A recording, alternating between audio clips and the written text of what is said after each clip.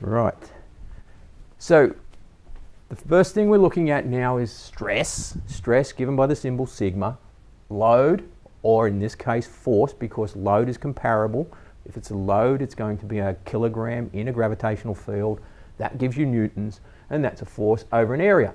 And the good thing about it is that if I've got one, I can compare it to a second set of circumstances, and they may be totally different, a totally different force, which means I can have a totally different area if I'm going to have the same stress. It's straightforward. And as I was just about to say, stress, load over area, in other situations in physics you might hear that referred to as pressure. It's a similar thing, but it's not. When we talk about stress, we're talking about that particular load over area circumstance. But pressure is also a load over an area. And so it's the same value, really. And what they do with pressure is that they have a symbol, and it's the little p, to just as a, and that's rho, isn't it? P? Yeah, rho in Greek. Now I did put the Greek letters up, by the way, if you want to go back and have a look at them. And that mention that was causing Jordan a bit of concern, where I tend to do my thetas as a sort of slight angle, so it's really not quite the way it's meant to be, and it's not pi, so it's, you know, halfway between the two. Well, that's my silly left-handedness that's coming out there. So if you can get it straight across, fine. Generally speaking, if you see that symbol, you can use that symbol for, or you can use any one of the Greek symbols for a angle anyway. Well, there's a general group of them you can use, as long as you know that means an angle when you're looking at it. So that's just to correct something I've been doing on the board for a couple of weeks, and people have pulled me up on it and said that's wrong. Yeah, it is. All right, pressure, we'll come back to load over area. Now, there was a gentleman living in the 1700s, quite a remarkable young man. He was into mathematics, he was into theology, he was into a whole bunch of things. And one of the things he was studying was fluid dynamics. And he was interested in the effects of loads on fluids and how that fluids would transmit that load.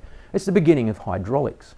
People knew about water and hydraulics and pressure and all those sorts of things beforehand, but no one had sat down and codified, sort of mathematically worked it out. His name was Blaise Pascal. If you haven't heard of him, that's who he was. He just worked on these sorts of problems. And as a result of that, because he's famous for his pressure calculations, when we talk about load over area, then we are also referring to a Pascal. And you probably have heard that more likely at night time listening to the news, and when you get to the weather, and it starts to talk about the areas of barometric pressure. And it says, oh, the area over here is 1100 hectopascals, a hecto being a multiple of pascals. But the Pascal is a measure of load, and it is 1 Newton per unit of area. So in this case, we'll come back to the definitions of them a bit later. So it's comparable. So pressure is measured in pascals, so is stress. Okay? Now the other guy on the diagram was the strain. And strain is really a comparison of the original length to what you're adding to it. And so it's actually written as delta for change in length over original length. And that's your strain. Now, for strain, there is no particular symbol, so they just refer to it as strain. There are a number of things we're going to learn from that. Elastic strain returns all the energy you put in by bringing it back to its original shape. If you add plastic strain to it, then you don't get everything you put back in, because some of that's been used up in sliding and moving the material and changing its size. So some of the energy you put in will create situations for either movement or resistance and spring back. And so this is a valuable tool or a valuable store of energy. And that's how we apply springs in cars and things like that for that purpose. Cushioning and taking the blow and returning that blow under a controlled condition so that you level out the ride even. And springs and other things can be used to transfer energy. The old clock watch spring, you put energy in by twisting the spring, and it was a coil spring, tightening the spring up, just a coil of flat material, of metal, and it would unwind slowly over time. And that's what the time was. You'd register the time by gearing and clicking it away. So a chronometer or watch was simply a storing of strain energy by my twisting it. That's my energy going into it, and then it gives it back to me as tells me the time. Some of the other types of mechanisms for clocks, of course, were pendulum clocks, and they were using gravity to do the same thing, to provide the energy. You have to get the energy from somewhere. All right? Remember way back at the beginning of the course, I said to you that one of the things we'll keep harping about is that just about everything we deal with in engineering comes back to energy. And pretty much anything that is going to be involved in life is going to be related to energy. What am I doing? Spelling that atrociously. It's like I had a brain fade then. All right. Energy. All right. What's an energy? What is energy measured in? Anybody? There's joules. Yeah, joules is a measurement too. And again, after another, in this case, French experimenter. What else can it be measured in, do you know? Used to be some other terms you might come across. Energy is the ability to return something you can do work with. We'll see that in a moment when I get to work and pressure. Calories? All right, that's a measure of how your body can return energy. Another one used to be, a really old one, is called a British thermal unit. Right? BTU Road isn't named after that, by the way, but you often see, sometimes you might see older heaters and things with a BTU rating, a British thermal unit. And some older air conditioning systems would do that too.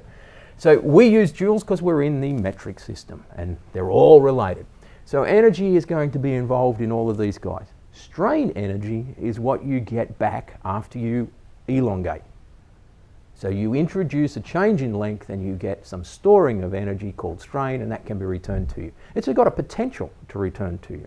That's where springs come into it. Okay, tell me again what a force is. What's a force? What was the definition? Wait. Any action that causes change. An action that causes change. Does it have to cause change?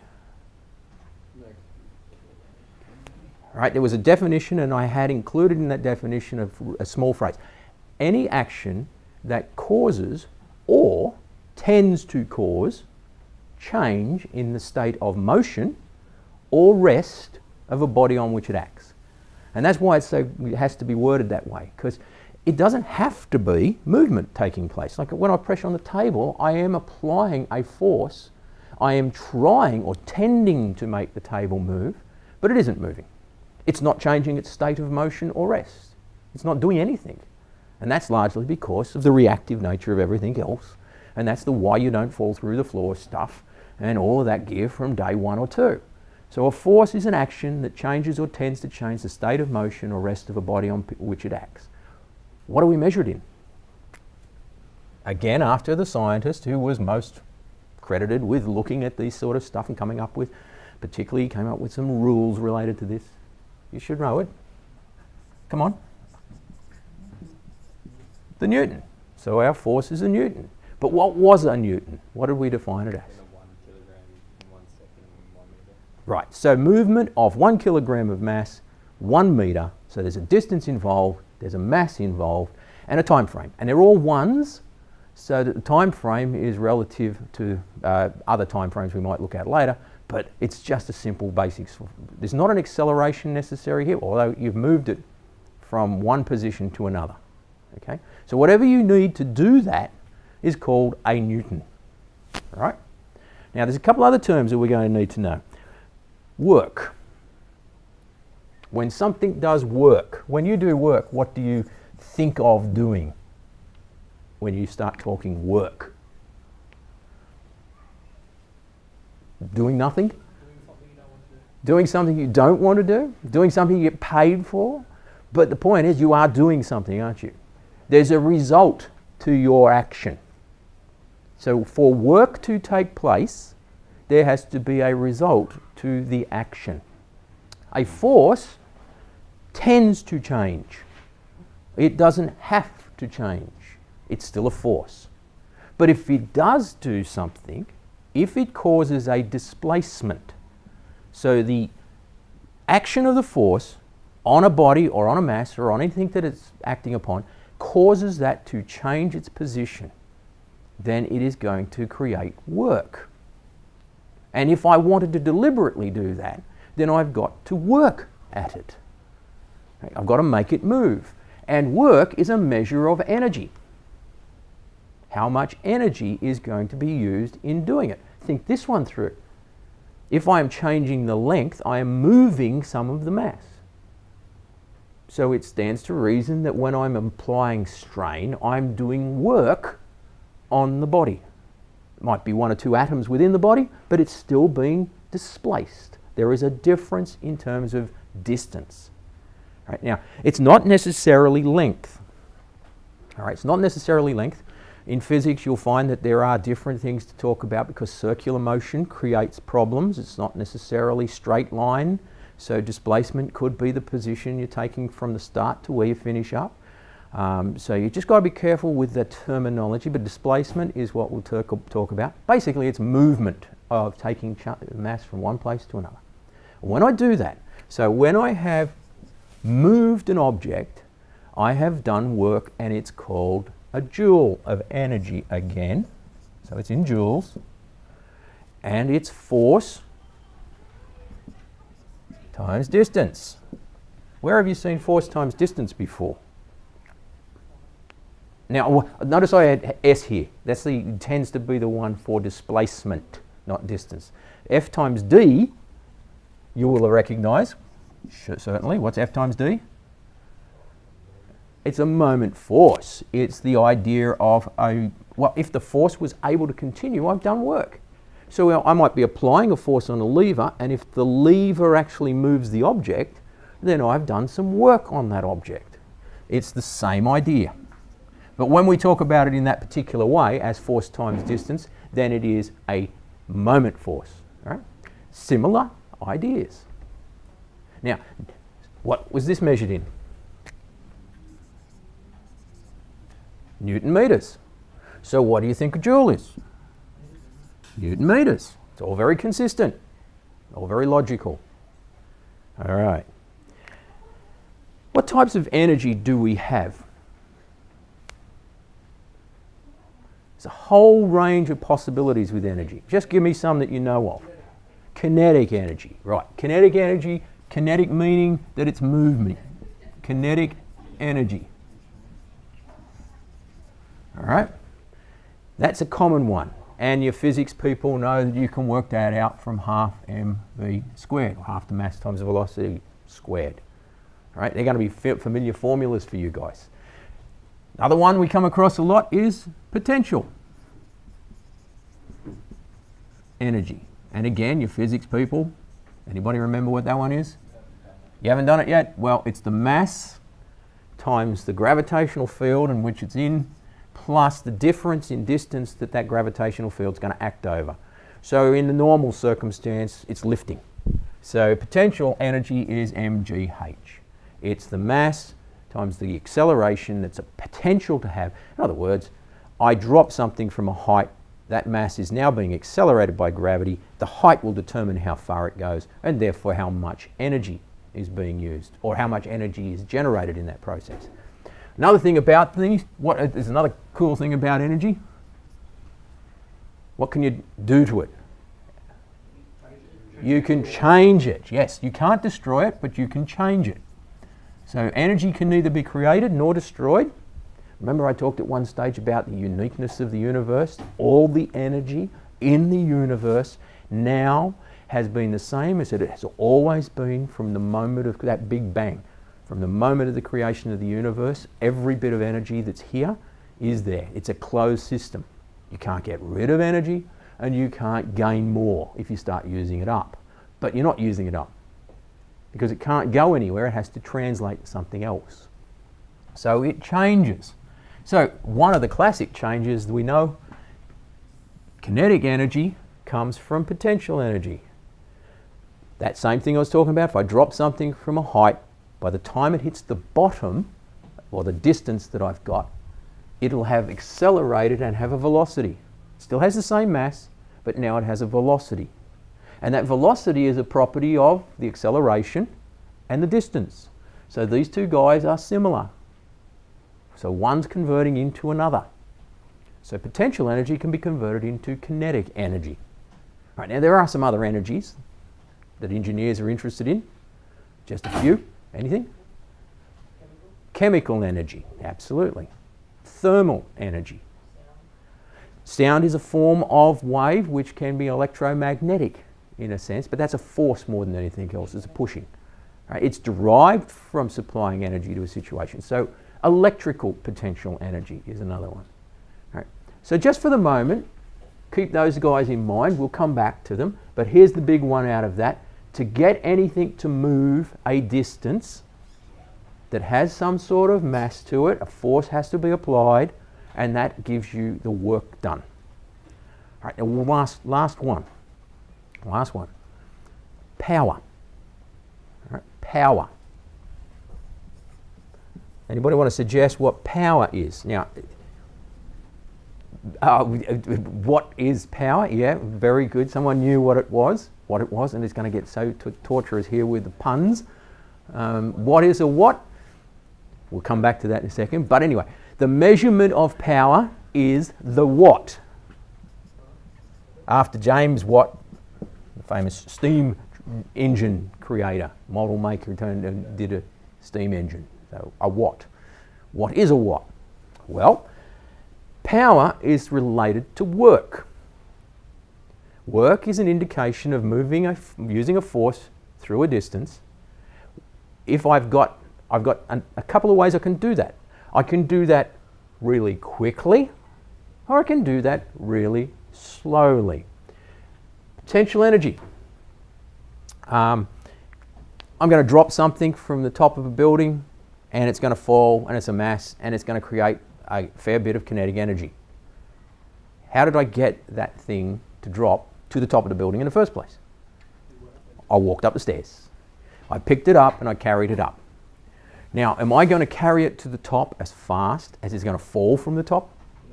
Because I just can't do that acceleration. Gravity is going to do a much better job of getting it downhill than I am getting it uphill. I will finish up creating the same amount, because I've changed my height, the same amount of energy. But I've taken two time frames in which to do it. Which one of those two circumstances do you think has the greater power? All right, that's where it gets tricky. All right, I'll give you another example. You're going up a hill. You've got a car that can go up the hill straight, but you've got another thing, a truck, which is heavier, and it has to go in a zigzag way to get up the hill. Or it takes, better still, because the displacement's still the issue, so I've still gained the potential energy, I still finish up moving the mass to the top, but I've got an engine that's powerful enough to go straight up the hill. Anybody seen those films of those guys who make these cars in the States that go up sand hills? They almost climb vertical walls. The engine power in that must be phenomenal. Not only that, but the ability to grip and throw itself. It's actually basically using the ground to launch itself into the air all the time. And if you miss and you turn backwards, you just finish up going backwards down the hill. That's power at work. The more power you have, think about a jet getting off, a jet fighter getting off of the deck of an aircraft carrier. The amount of power you need to get that mass to move that distance in that time frame. It's the time frame that's the issue. How long does it take me to get up the hill if I've got a really powerful car? Not as long as it takes me to get up the hill if I've got a slow truck. How long does it take me to take the mass to the top of the hill? Not as long as it takes for the mass to fall down from the top of the hill or from the building. Time is the issue here. So power is related to work being done, still in energy, still to do with how you might create it, and it's in a time frame. So it's actually just work over time. Work over time. Okay? And we tend to talk about the amount of power being used in relation to the time frame. So we talk sometimes about kilowatt hours. So you've got reference to how much power is being used, and therefore how much work can be done on a certain circumstance by how much force can I apply to whatever it is I want to move through whatever distance it is. I know that sounds like double Dutch just then, like there's a whole bunch of sentences combined together that you probably haven't even started to think about. But I'm just giving you the picture for the moment of all the things related to each other. Starting back with the idea of load, stress being load over area, that is a measure also in pascals, and we get to energy being in strain. Strain gives you energy. Energy is in joules, types of energy you can get, and they change between each other. Work is in joules, which is about the force times the distance, and power is watts. It's a work time frame, work in time frame. Okay, for today, that's all you really need, because we're just introducing the terminology. So you've got some new words to put into your vocabulary. What else have we got?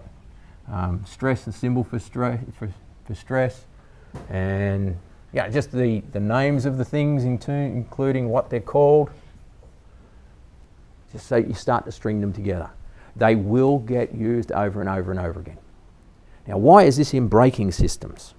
Why are we introducing to you these terms in a braking system? Just quickly, before I leave a what do you think then a watt is? What do you think a watt is? This is just torturous, isn't it? What is a watt?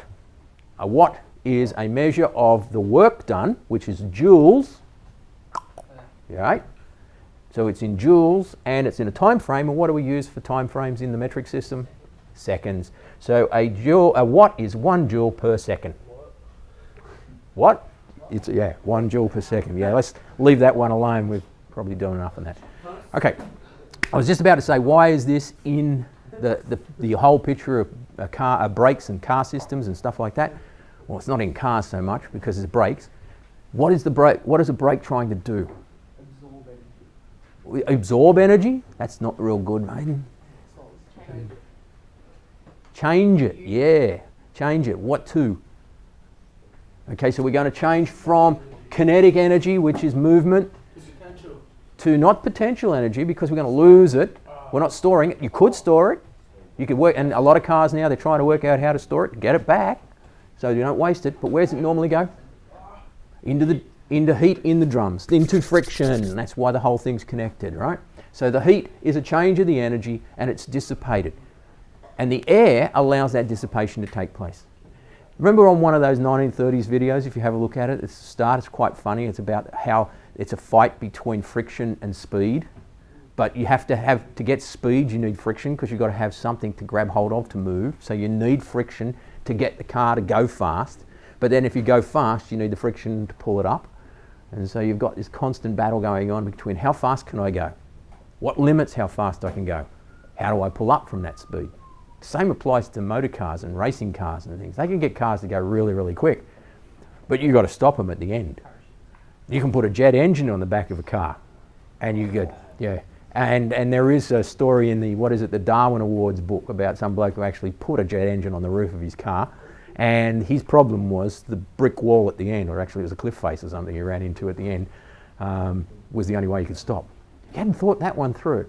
Just fire up this jet engine on the top of my car and go at 600 kilometres an hour until I hit a wall. That's never going to end well. Drag races where they have like the massive motors, like massive, like, I know they are. Drag races? Parachutes. Yeah, Yeah. they're like High-powered engines. Yeah. Well, that's to assist because the braking mechanisms aren't going to be fast enough. They get up to speeds, like in quarter mile, isn't it? Quarter mile. And so they're travelling at massive speeds at the end of the quarter mile, and then they need 3 miles to pull up if you don't have brakes. And they actually do have a lot more runoffs if the parachute fails, because the thing will just disappear into the distance to get rid of the energy. Because the energy isn't able to be removed as fast as it was able to be put in. The engine can put the energy in really quickly, so it's got heaps of power delivered in a very short time. All right? What's the problem, guys? Remember? That's hearing you guys screaming. Like that. Oh, right. So Yeah. it can work the other way. You can get the energy. Oh no, is it always? It's faster to get the energy. It takes longer to get rid of it. Or No, it's not. No, the question, in case it didn't come across on the little microphone for the people at home, is it always the case that it's harder to get rid of the energy? It takes longer to get rid of the energy than it is to produce? Not at all. I mean, walking up the stairs. Yeah, exactly. So the situation, and in fact, that's one of those ways that we can store energy.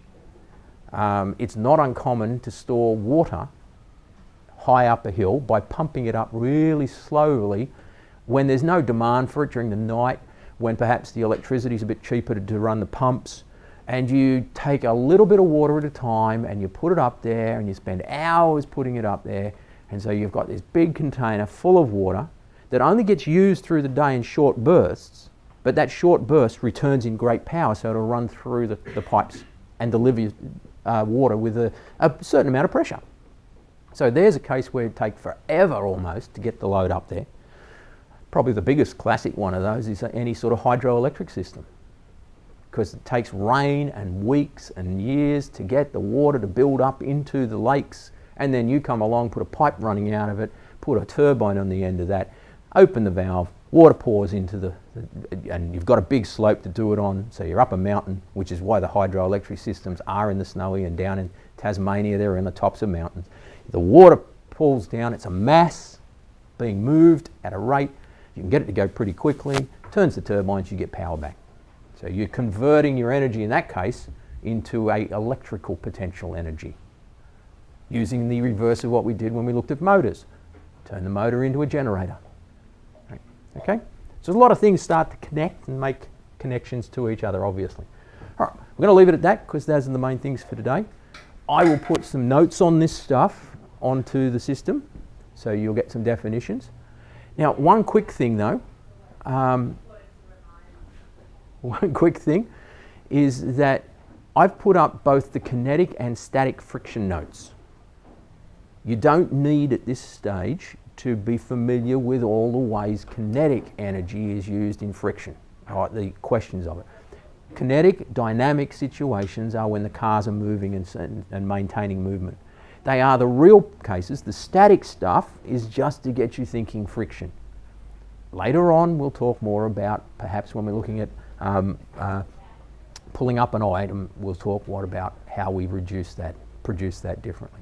So there's two sets of notes there. If you started to read the kinetic one and you're going, hang on, there's all these formulas like this going on I'm not familiar with because I'm not a physics student, don't panic. Just slow down. It's just there to show you that there is a whole other range too when you talk dynamic kinetic friction. All right? That's assuming you've even got that far. Some of you probably haven't read the static ones yet, right? No? All right. Okay.